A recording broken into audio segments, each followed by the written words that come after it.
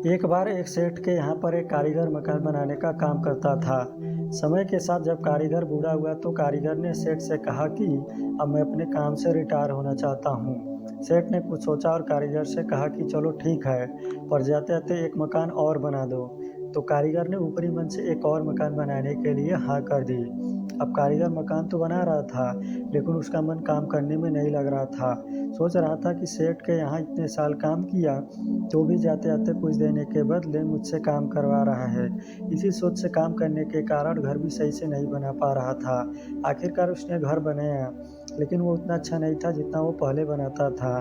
काम पूरा करके सेठ के पास गया। सेठ ने पास बुलाया और कहा, तुमने पूरी ज़िंदगी मेरे लिए बेहतरीन और अच्छे मकान बनाए।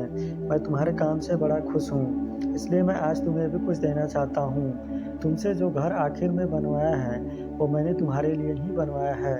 इतना कहकर सेठ ने मकान की चाबी कारीगर को दे दी। अब कारीगर मन ही मन में पछता रहा था कि मैंने खुद के घर को ही सही से नहीं बनाया।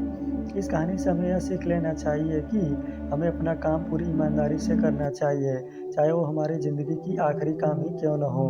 क्या पता ये हमारा आखिरी काम हमें ज़िंदगी में बहुत कुछ अच्छी चीज़ें दे सके, जैसा कि कारीगर के साथ हुआ।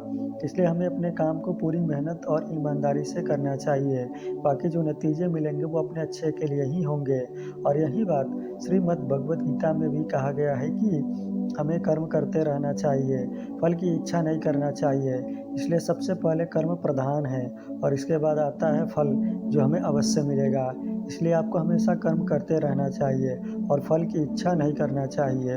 अगर आप चैनल पर नए हैं तो चैनल को सब्सक्राइब करना ना भूलें और साथ ही साथ बेल आइकन को भी प्रेस कर लें।